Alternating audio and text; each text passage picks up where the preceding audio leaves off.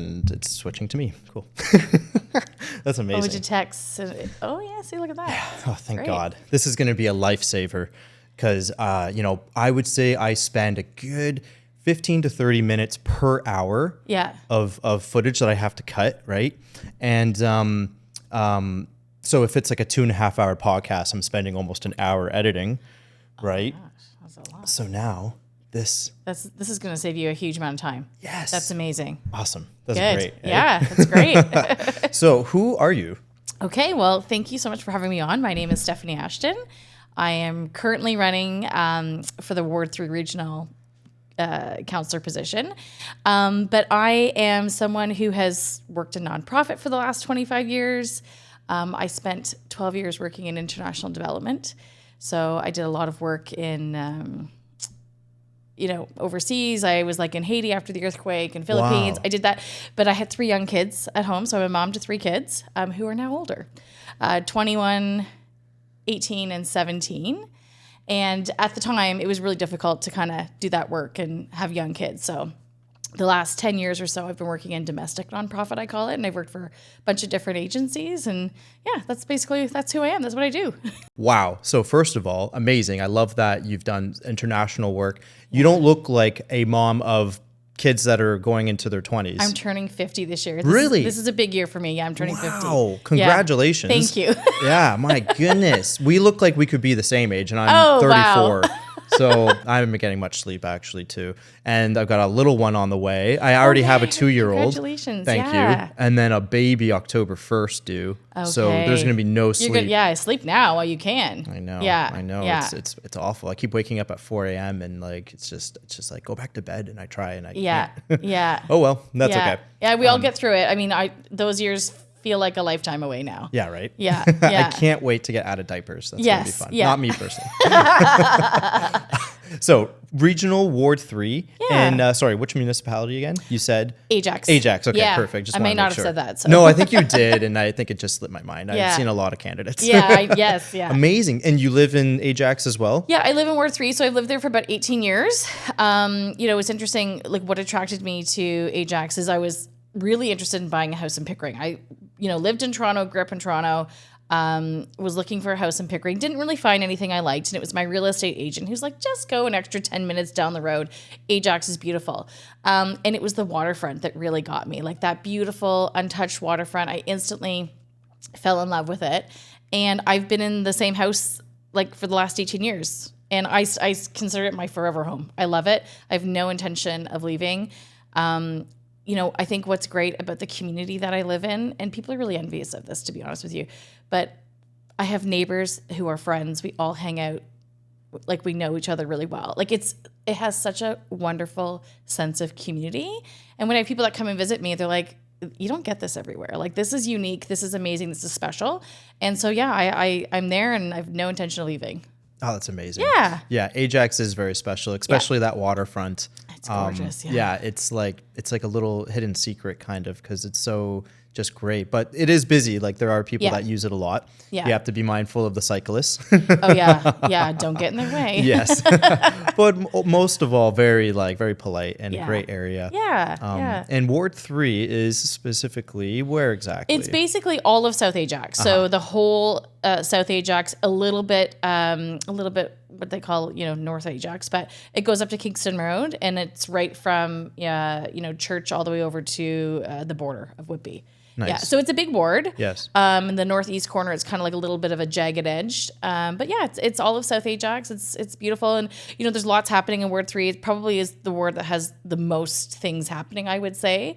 In terms of like development and all that kind of stuff. So, right. Absolutely. Yeah. It's I busy. think we did have, I believe we had a Ward 3 local candidate. Did. Was it Nick? Yes. I did watch that podcast. Awesome. Yeah. Nick is amazing. Yeah. Every time we post. I haven't met him yet, but just from what I've seen. Super cool guy. Yeah. And every time we post anything related to him, like our content's going crazy. So like even just today, we got one like over 75 likes. That's amazing. And when we announced his episode too, it got like over 100. Yeah. And like it's somewhere somewhere between 10 and 100. Okay, that's great. You know? That's really great. Yeah, Nick is so genuine and such a real person. Yeah. And hopefully you guys get to work together. Yeah, right? I would love that. Yeah. Absolutely. Yeah.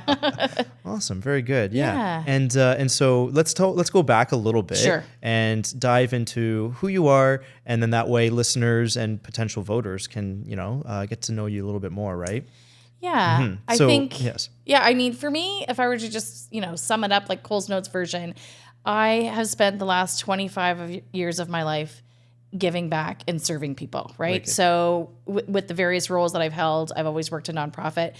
I genuinely wake up every day and think, what can I do? How can I make the world a better place? And that's just how I've been for the last 25 years. And I'm at a point now in my life where, like I said, my kids are older. I have 3 kids who all played competitive hockey at one time. So, I'm not driving to Kingston on a Tuesday night. So I have all this free time on my hands right now. So the timing of this election it works for me. I thought about it 4 years ago. The timing just wasn't right. My kids were still, a little bit needier.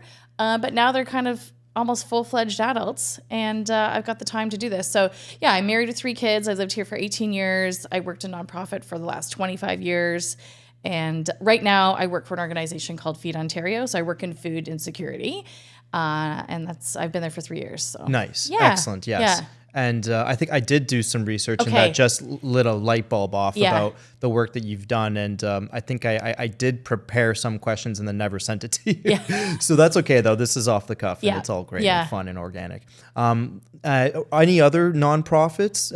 I know there was some international, but a local, I suppose. Yeah. Mm-hmm. So like I said, I was working in international development. I had 3 young kids at the time, and the travel and managing that balance was becoming a little bit difficult. And so I said, I'm going to stick around a little bit more, and I moved to domestic nonprofit. But yeah, here in Canada, I've worked for Habitat for Humanity for a number of years.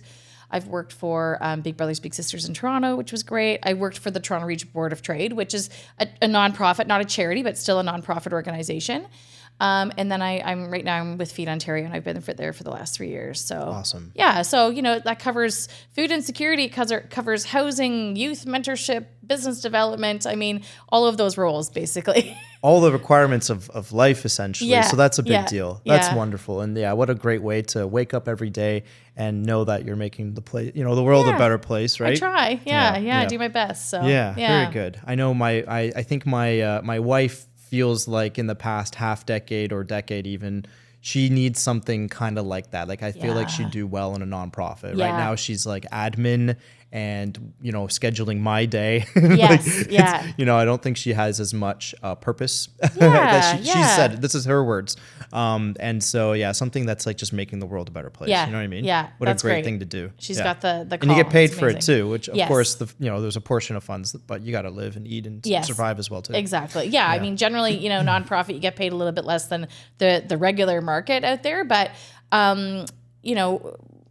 like the organization I work for is a living wage employer. And I think that's also really key. I would encourage a lot of companies to become living wage employers, so that people, are able to, like you said, live, eat, enjoy their life essentially. And it also, reduces any dependency on social services, right? So, absolutely. Yeah. Yes. And a lot of these big corps kind of like Hydro One and what's the big energy one, nuclear I'm thinking about? Enbridge? Yeah. Maybe? Oh yeah, there's Enbridge as well. They all set aside like revenue to be like, okay, we need to invest this. Yeah. Who are we going to give it to? And then it's, Yeah. Those 2 companies, they invest quite a bit in giving back to their community and various charitable ventures. And it's. The energy sector has a lot of money. So. Yes, that's But they true. do a lot to give back and to try to. Absolutely, as they should, of course, right? Which is fantastic. Yeah. I have a lot of experience working with Windreach Farm. Okay, yes. Not Feed the Need, but there's another one. There's a homeless shelter in, I want to say, somewhere around Aurora. I did work for. I completely don't remember the name of it, though. It was years ago. But Windreach Farm is a regular customer. Every year we film their gala and things like that. And Carol is amazing. Yeah. And it's always great to to capture amazing stories. Like I feel like if I had to choose only one industry to continue being a videographer and photographer, it would be for nonprofits. That's amazing. You know what I mean? Yeah. If like money was no equation, but it's good money too. Yeah. Which is great because it is a lot of work and it's, there's a budget to be had as well too for these things, which is awesome. No, that's great. It's just like the best of both worlds, right? Yeah. Yeah, that's awesome. Very cool. So then that's amazing. I love to hear that. You've got a great colorful history of helping people, and that's exactly what people want to see in a candidate. Yeah, absolutely. Yeah. Yes. Yeah, I'm at a point in my life where I'm just ready to I've done it internationally, I've done it across Canada, and now it's hyper local. So now I'm just ready to kind of give back to my community. Absolutely. Yeah. What are some things you're hearing from local residents? Let's go into that. Yeah, sure. So, I mean, I have been doing some door knocking. I've been talking to residents. I think primarily for Ward 3, a lot of people are really concerned about our homelessness situation, right? Ward 3 has what we call the downtown core. And there are people, I think people are empathetic. I think they are empathetic and they are concerned, but then they also see the impact it has on the local businesses. And so they feel like there hasn't really been much that's changed. Obviously, this wasn't really much of an issue 5 years ago. It's changed significantly. So they want to see some solutions, right? So I would say that's probably the number one thing I'm hearing from residents. Secondly, everyone's upset about property taxes. We pay high property taxes, so that's always a number one thing for people. And then I think just growth and development, right? There's a lot of proposals for new buildings in Ward 3, and so people are like, is this pace working for us? Are we doing too much too soon? How is it going to impact my day-to-day life? And so there's a lot of concerns from residents about that.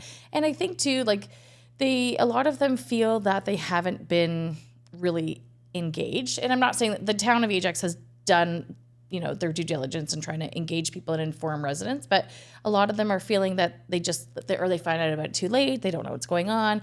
And so, it kind of got me thinking there's probably an opportunity to improve that somehow. And people are consuming information differently. I mean, with the introduction of AI, for example, people will search something, AI gives you the answer. They're not even going to the website so people are consuming information differently. And I think that's having an impact, and people aren't feeling like their voices are being heard. They're not feeling engaged. And so that would be probably the four things I'm hearing most. Those are 4 very good choices for sure. And there's over 100, and it's, and it's hard to focus on all of them. Yeah. But, little by little, even like for the town of Whitby, having Liz on, the mayor, Rory, they had about 67 action points, and like they did pretty good with all those, right? Like that's pretty amazing. Those are 4 big issues that you've just brought up. Yeah. And so, of course, that's not just to say these are the only 4 I'm going to care about. Yeah, no, exactly. Yeah.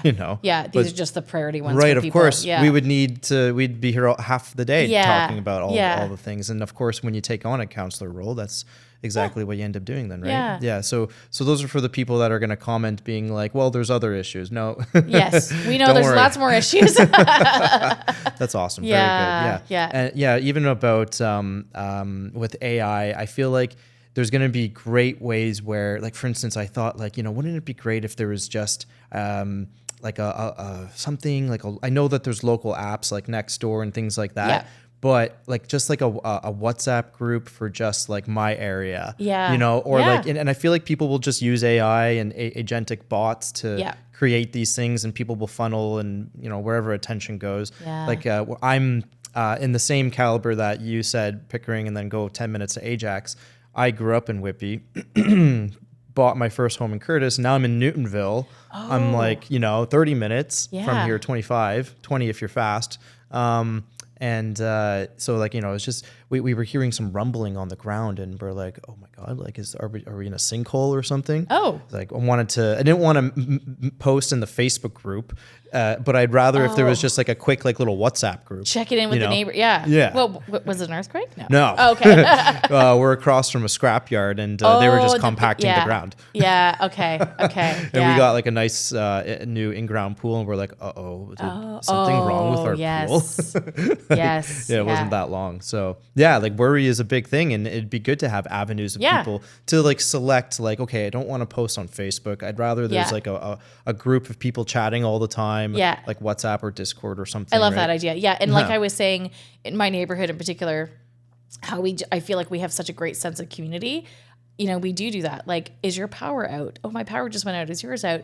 And, you know, so we just do that through text because I know so many of my neighbors. But yes, I love that idea. And it's great just to check in. And, you know, I have my neighborhood, we have a mix of families and seniors and, you know, just want to make sure that, you know, checking in on you. Are you okay? Do you need anything? And yeah, Ajax Ward 3 especially is a mature neighborhood, right? So, and still even then they're trying to, you know, fit in bigger buildings and redevelopments and whatnot. But that's not the at the whim of municipalities. It's transit-orientated communities from Infrastructure Ontario, you know, that wants to like, we want to fit 10,000 people here. Yes, well, we need this fixed first. Yeah. Do you see any hot spots potentially in Ward 3 where there's intensification happening like that? Or I don't know. It's just, I mean, you know, there's a section along Bailey between Westney and Salem. There's multiple developments that are proposed in that area alone. You know, and some are high-rise buildings. They might have, you know, 6,000 units. So there's a lot of concern of what is the impact of that going to be on traffic, on the infrastructure, on, you know, the services, water services, et cetera. So there's a lot of concern about that. I mean, I know even just from when the GO train comes in, if I timed it wrong and I turn north onto Westney and I'm like, oh no, I'm trapped here. I'm stuck here forever because a GO train has just come in. So the traffic is going to be an issue. So I think there's a lot of concern from people with that. And, you know, nobody moved from Toronto to Ajax to sit in Toronto like traffic, right? Like nobody wants that. So I think the big thing is how do we make sure that the infrastructure keeps pace with what's being proposed as new development, and what does that look like? You know, road widening, and I'm a big fan of like adaptive traffic signals, for example, where they're just, you know, working in real time, keep cars flowing. So absolutely, yes, because you can't stop growth, of course. Still needs to come. Little bit at a time, you know, responsibly. You know, even if there's like 4 or 6 40-story towers, like they're kind of done in a cadence that's hopefully a little bit, you know, like a little bit over time. A little bit over time. But like, you know, getting some underground walking tunnels, or like, you know, at least underground parking, widening roads, all that sounds great to me. As long as like it's not just we're just going to build buildings and nothing else is going to happen. And then worry about it later. Exactly. Yeah, totally. Well, that's good. Excellent. Very good. And door knocking, you said you've done. Yeah. And when did you announce your candidacy? So I did it in May. I was away on vacation in Nicaragua actually on May 1st. So I didn't do it I was probably 2 weeks later. I came home, but I've been planning for it for quite a while. And you know, I thought about running for local council, right? And then when I learned that Joanne Dawes was retiring, it sort of made me rethink things. And I had a conversation with her, and she was amazing. And I talked to Lisa Bauer and Marilyn Crawford and everybody just before I made my decision. And when you look at my history and my job experiences and what I've done, the issues that I've worked in actually align far better with the responsibilities of a regional. And so that's why I made the decision to go with regional. I'm a huge garbage nerd, for example. I love waste management. All of these issues that fall under, you know, regional responsibility are issues that I genuinely care about and I'm passionate about. So for me, it made more sense. And it was also, I feel like I can have the most impact working at the regional level because of those issues. Awesome. Yeah. That's great. Yeah. I'm glad to hear that. You know, you had that self-awareness to be like, even though typically people go local, then regional, and then sometimes they go for mayor. It doesn't need to be like that. It doesn't have to be that way. In many ways, they're parallel, and they're completely different roles, like you just said, too, in a way as well. Just for someone that doesn't know it off by heart, and I don't mean to put you on the spot, but what are some of the main for people listening? You know what I mean? No, I actually, this question gets asked a lot by residents. So, I mean, I will say there's not a lot of understanding about municipal politics. And I also am finding that at the door, right? Some people are like, there's an election coming up. I didn't even know about this. And then what is the difference between a local councillor and a regional councillor? So I do get asked that quite a bit.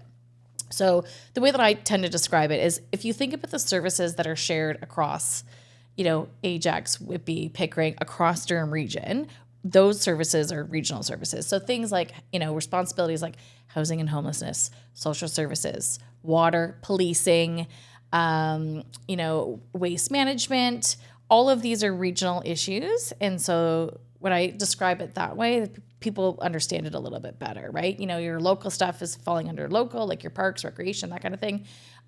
Regional roads, like public safety, transportation, all of that is under regional. Wicked. So it's big responsibilities, Absolutely. And I know that there is some discussion that the regional level of government might be eliminated sometime in the future. It's being proposed. But I think it's really necessary to have it. I think it makes sense to have shared services. And I also think it makes sense for wards to have a regional representative, because the new proposed plan would be just the mayors sit at the regional table and have that discussion. But, then that puts a lot of extra responsibility on the mayors to know exactly what's happening in each of the wards. So I personally I hope it doesn't go that way. I actually think it's necessary for the wards to have a regional representative. I think it's to their best advantage. Absolutely. Yeah. I didn't actually hear about that. Regional councillor positions. I did hear about how the regional chair is that is also changing. Yes. Big time, right? Yeah. And I extensively know a lot of the mayors just from naturally working with them for municipalities.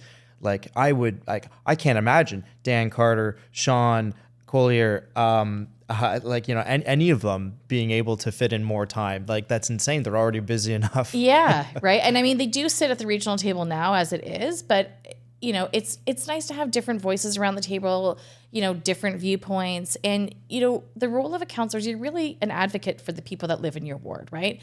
And so someone who's local, who knows what's going on, I feel like that you can't expect mayors to know what's happening in each of those wards and to really have their finger on the pulse, right? So, yeah, I personally hope it doesn't go that way, because I think it's important for, each ward to have someone who's going to advocate for them at that level of government. So, yeah, absolutely. There is something to be said about too much bureaucracy, but in this case, one regional councillor for a huge area, which is a ward, I think that's pretty fair. Exactly. It's not 10 people per ward. That would be that's a lot. It's pretty conservative as it is. It's not overkill. So yeah. Yeah, totally. Yeah. Awesome. Very good. Yeah.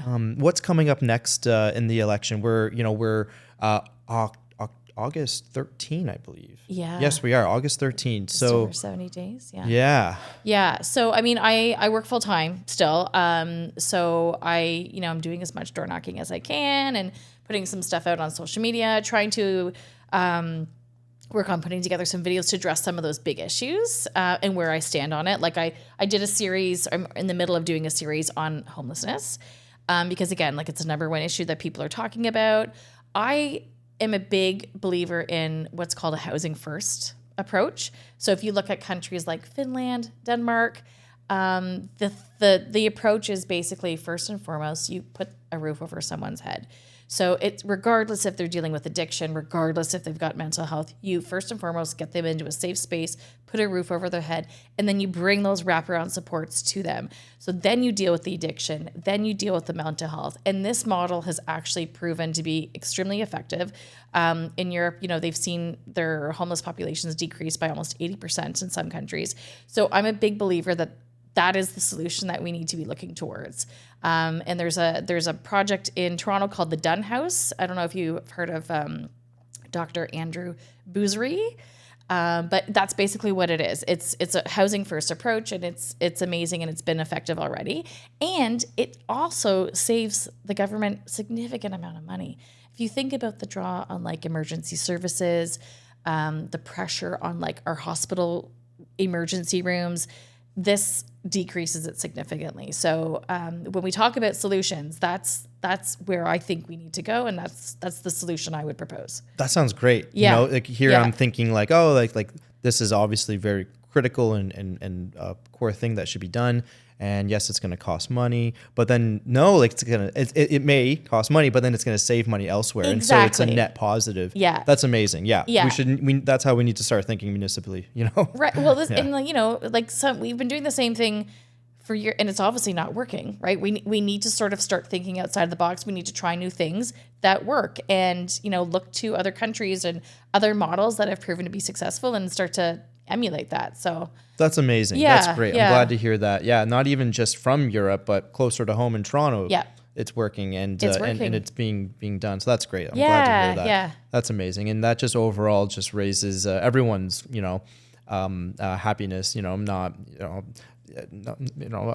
Not being afraid to walk by and and whatnot, and like being careful where you're walking and whatnot. Yeah. And of course we all want to help them too, right? Yeah, I think people are genuinely empathetic. I think they care. And I think, with some of the social media stuff that I've been doing, I want people to understand that there's so many different paths where someone could find themselves homeless, right? And a lot of it, goes right back from childhood, right? Childhood trauma, all of these things that contribute to your path and someone finding themselves homeless. And, not everybody is fortunate enough to be born into a family that is like stable and loving and doesn't have addiction and doesn't have these issues. Not everyone is that fortunate. And so, trying to put people who've never experienced adversity or trauma in their life, sometimes it can be difficult to get them to really understand that not everybody is fortunate enough to have that same path. And so, there's quite a bit of education, I would say, that I'm doing just to try to create that empathy and caring.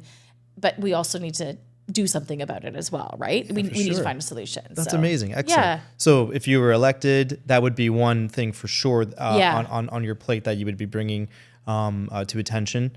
And, there would be some obvious potential solutions that would be, of course, like you don't need to divulge now if you don't want to. Yeah. But that's like a, multi-team like process of figuring things out as well. Yeah. Like locations, which building and what to do.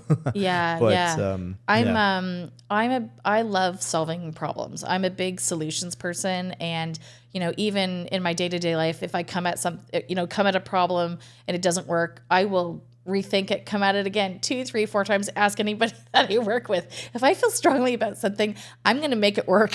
I'm going to make it happen. And everybody's going to come alongside. So yeah, I've always been interested in solving big issues. Like, all the years I spent working in international development, for example, you're going into communities, where for generations upon generations, they've practiced something like open defecation, for example, right? And, it's causing the children to be sick, and we've got a better way to do it. We're going to build a community latrine, for example. But in order to do that, you have to get buy-in from the community. They have to be believing in it. They have to be part of it, and I'd have to go into neighborhoods or rural Africa, basically, and have conversations with like the tribal leader to be like, this is why this is going to help your community. The children aren't going to be sick anymore, et cetera. And, at that time, because I was a woman, for example, they wouldn't even acknowledge me. So it was difficult. So I would go in, I would have these conversations, but their response, they would be looking at my male driver, for example, as if he was asking the question. And so, I've dealt with some challenges over the years. And so nothing is too big of a challenge for me. That's great. Yeah. Thank you for saying that. So not only are you prepared, educated, you've been in this, like literally solving problems and all of these issues that are literally parallel, from nonprofit to regional councillor, but you've been in tough situations too, and you've held your ground. Yeah. I can relate a bit. I did a film documentary in Tanzania in a small town called Babati. Okay. Like the main African continental highway ran right through this town. Yeah. So the population boomed like 3 times within 10 years. And with that, obviously lots of, too much all at once, right? Yeah. And a lot of farms were affected. And what this charity did was they brought me on to film training videos on how to build tilapia ponds, and how to build vertical gardens to manage waste. That's or amazing. Water better, right? Yeah. And those were some of my fondest memories. But still, even then too, like having a camera, expensive camera, and had like an armed security guard with me. Yeah. And but 99% of people were super friendly. Yeah. Ate dinner. I was invited over to eat dinner all the time too. Yeah. Just incredible. Amazing. I miss the years that I spent in international development. I really love it, and maybe one day I'll go back to it. But yeah, those were some really amazing years. And, you know, and I even spent, you know, I mean, I did a lot of emergency response work too, right? So I was in Haiti for a bit after the earthquake, and spent time in the Philippines after the Typhoon Haiyan, for example. So, you know, it's when there's a problem or an issue, I'm so used to just jumping to help or find a solution. And that's basically been I feel the call. Exactly. And, you know, my husband, I'm married to a Colombian who I met while traveling. We've been married for 23 years. And he was actually in Colombia this week. He was in Colombia when the earthquake happened. There was a massive 7.4 earthquake a couple of days ago. He was there, and, you know, he texted me in typical male text, "Oh, you know, the ground's shaking," or something, with no additional context.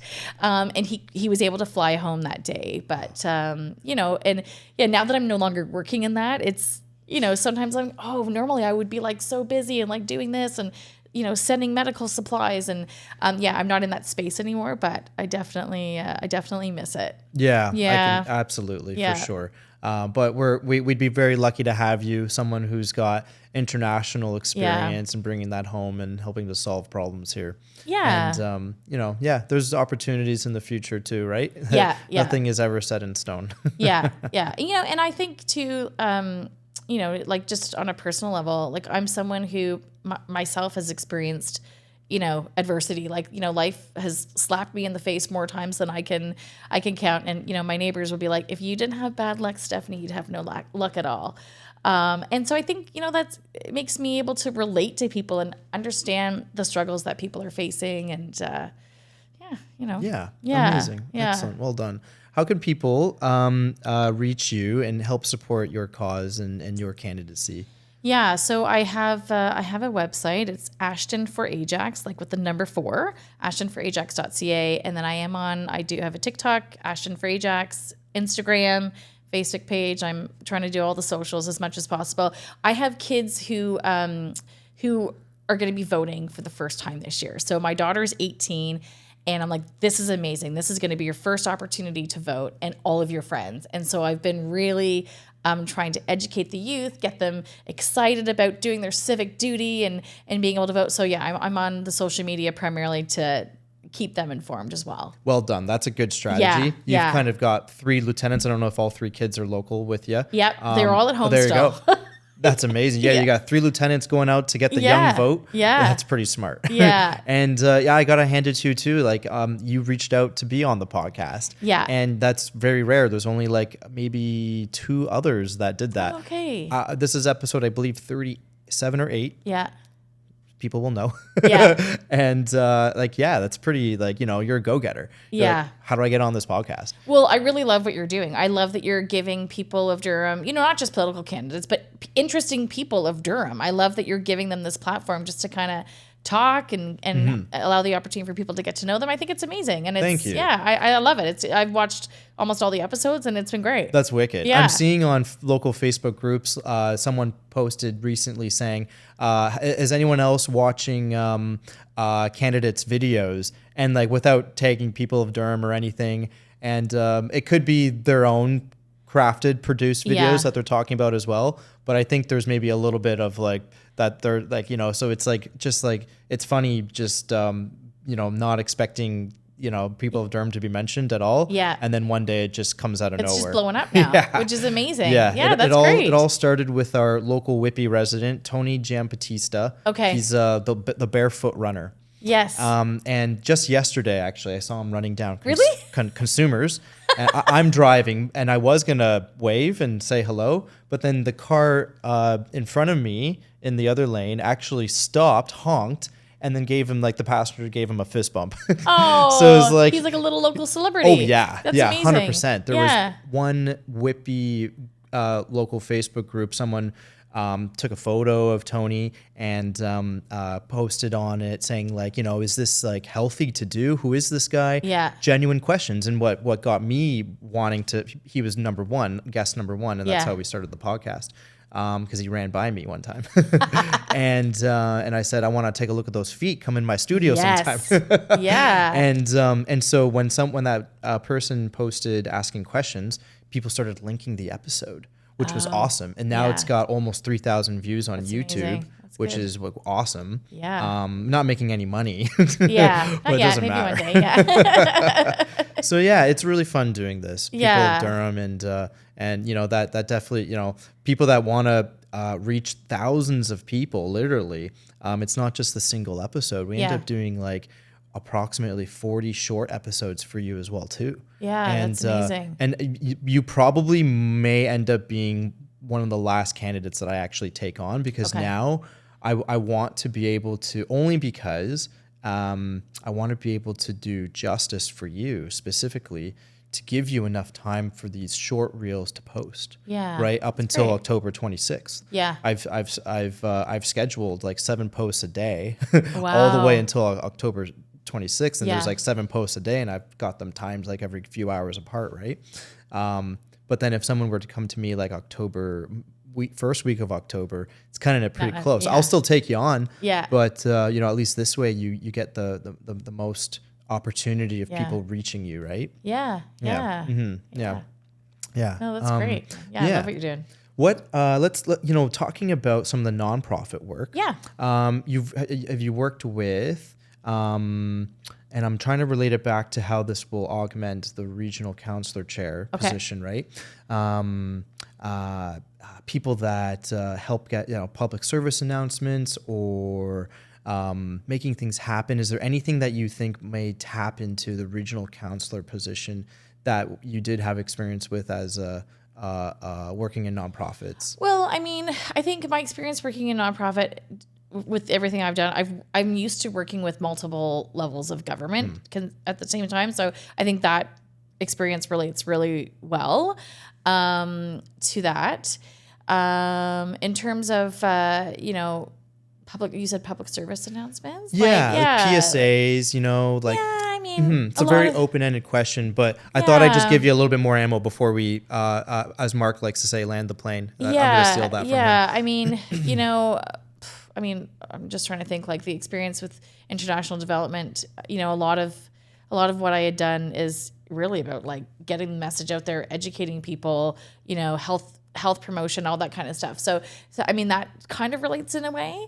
But a lot of the work that we're doing now with Feed Ontario in terms of food security, you know, a lot of every year we publish a hunger report, basically, which is kind of like the status of food banking in Ontario.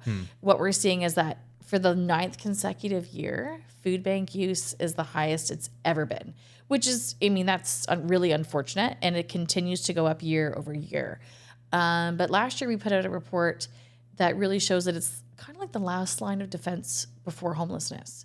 So if you are living on a fixed income, or you've got, you know, X amount of dollars, and, you know, you've got to pay your rent and you've got to feed yourself, if you have access to services like a food bank, for example, then you can pay your rent, right? So we're like, this is actually really, like, it's kind of the last line of defense before people find themselves. So, you know, having access to services definitely prevents people from finding themselves in that situation. So I don't know if that really answers the question, but no, yeah, that was pretty good. Kind of like, you know, yeah. I think what I realized too is it depends on like the campaign or like the you know, whatever you're trying to solve too. It depends. You've been, you know, you have experience with a plethora of tools at your disposal, and I guess it, you know, it depends. I think that's where I was. And that was a great example. Yeah, totally. Okay. Yeah. Right? Yeah. Thank you. I know some without direction and questions, it's off the cuff, right? Yeah, you just kind of go down a tangent or path, and we're just gonna go here. Yeah. But one thing for sure, I always try and do is you know, make like this time most worth it for you, of course. Right. I want to make sure that you said your message beautifully, very efficiently, and I think that we had a great little episode today. But I'd like to finish off. We'll do a rapid session of some fun questions. Yeah, sure. Okay, cool. What is a great day in Ward 3 look like to you? Where would you go? Places, things to eat? I love that. That's a great question. So, I mean, we have a new beach bar, which is probably one of my newest favorite places. So yeah, a great day would be down on the waterfront. I have a dog. I have a beautiful golden doodle. His name is Mac. So yeah, taking him for a walk down on the waterfront. I love that we have this little beach bar there. That's amazing. You know, like I said, I've got great neighbors who I love and hang out with, and we are constantly having backyard barbecues and get-togethers, or just, having a drink in the backyard. I'm also very social. So I host a lot of stuff in my yard, and neighbors come, friends come. It's amazing. And I love doing that. Now that my kids are older, they're also starting to do it. So oftentimes I refer to my house as like the community center of 4-3 because there's a lot of activity. A lot of people are kind of coming in and going, but it's great. It's social. It's beautiful. I love spending time with people. And so for me, that's what a perfect day would look like. Awesome. Very good. Yeah. I think it's Town Brewery that made that little patio. Yeah. And it's so cute. And I love it. Right. Yes. Yeah. I was, I capture real estate for most of my life as real estate photos and video for real estate agents. And I was flying my drone and I saw it and I caught some footage of it and it looked great. There's literally in that moment, in that snapshot, there was, I was capturing and my drone has like 8 times views. So I can wow. And I'm not spying on anyone. But anyway, you can't recognize anyone's faces either. But, there was a couple jogging on the path. There was, the bar was opening up for the evening. Someone was walking their dog, and there was a mom and a couple kids playing at the playground at that. I think it's Paradise Beach, is it? I think. Yeah, beautiful area, right? Yeah, so nice. Yeah, and I think that there's an opportunity to do a little bit more of recreational opportunity along the waterfront without, it'd be a shame if it was completely packed with skyscrapers, for instance. Yeah, I would hate to see that too. Mm-hmm, yeah. Right? Yeah, but in Whitby, I saw that they have glow-in-the-dark kayaks. Yeah, that's right. Which I'm like, that is amazing. That's super cool. So yeah, stuff like that where it's not like permanent structure, but like just more kind of fun social activities. I think there's lots of opportunity to do that. Right? Yeah. And that's just going to make generate more tax revenue. Yeah. More opportunities for people to own businesses and thrive and people to work at businesses. Like it's just like a net positive, right? And it's instead of just having like swaths of open green grass, which is okay too. We should have that, some of that. Yeah. But use it a little bit because that actually works for the town in ways, right? Yeah. So and that's not your responsibility. That's but I mean, it's a vision, right? It's a vision for Ajax, and like it's the waterfront's such a gem. Yeah. Yeah. It's beautiful, and I think everyone it draws people in. I mean, it's one of the reasons why I chose to live here. Yes. Yeah. Even Nick Papalambropoulos, he was I think he literally moved to Ajax and then discovered the waterfront. Oh, wow. I think that's what he said. Yeah. And so it's funny. Yeah. It's just such a great area. And some parts of Pickering too is very beautiful along the water. I like it at the bottom of Liverpool Road there. Great. Yes. I love that little downtown strip, with all the different shops. And I'd love to see that kind of style come to Ajax as well. Maybe not on the waterfront, but more like in our downtown core. Yeah, totally. Like there's a lot of people, and I mean, I'm guilty of it myself. We go to Whitby for services or Pickering for services, right? Because maybe we don't have it in Ajax. So, I think there's some opportunity there to bring more of a community vibe feel. Absolutely. Yeah. Right. Yeah. All right. So short questions. So and we go on tangents. So that's what happens. So we went through what does a great day look like. That's awesome. Maybe we'll get some glow in the dark kayaking to Ajax one day. And we've already talked about how people can reach you. Yeah. But maybe just very quickly summarize again how people can reach you now that we're at the end of the episode.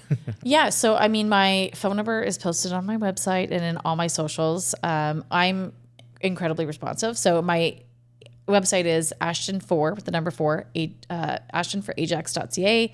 And I'm on all the socials, TikTok, Instagram. Ashton for Ajax is the handle. And reach out. I love talking to people. So wicked. Yeah. And with that too, planning events and stuff.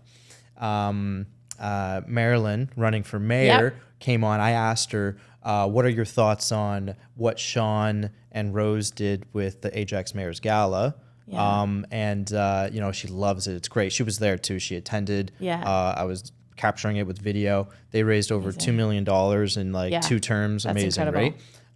And so she's definitely open to doing it again, but she needs help with planning it. So maybe if you get Regional Councillor. I love a good gala. Absolutely. I love a good gala. Right. Yeah. There's probably been more than one galas done to fundraise for the different nonprofits, or at least you hear about it. You're in the industry, you hear about galas and fundraisers and stuff, right? Yeah. I mean, there's a hiatus during COVID, but now they're back, and they're fun.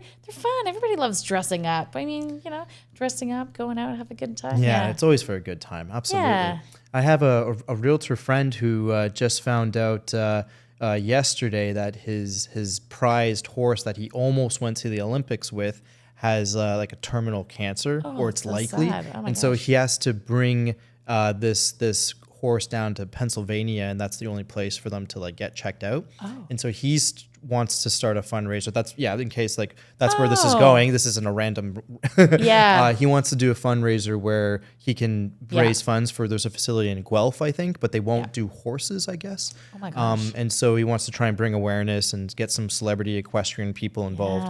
There's always a good cause for a fundraiser to be had, right? Yeah, and that's that tugs at your heartstrings. I mean, who's not going to want to help out with that? I know. Yeah. Right. I hope this horse gets the help it needs. Right. Yeah. And I think about just even like my puppies, they're big dogs, German Shepherd and Rottweiler. But like even just like losing them but like a horse is like they last. Yeah. They live for so long. Beautiful. You literally creatures. ride them. Like they're like, there's this level of connection that horse people have that I don't understand truly, to be honest, but I can imagine it. Yeah. Totally. Oh my goodness. Well, if your friend needs help with the fundraiser, feel free to reach out. 100%. I'd be happy to help for sure. Awesome. Yeah. Well, this was great. This was awesome. This was really great. I really appreciate it. Yeah, totally. What would you say? I like, I've been, sometimes I ask this and it's always great. And I think I should try and remember to do it more often, because Mark had 2 episodes yesterday and he asked it and it was great. It was like, I need to ask that. What would you say? You're almost 50, which don't look like it at all. But what would you say to your younger self if you could, open a window and there you see, 20-year-old, 30-year-old, whatever, like maybe a time in your life that you wish you can hear from your future self say something? What would be one thing you could tell them? Oh, that's a good question.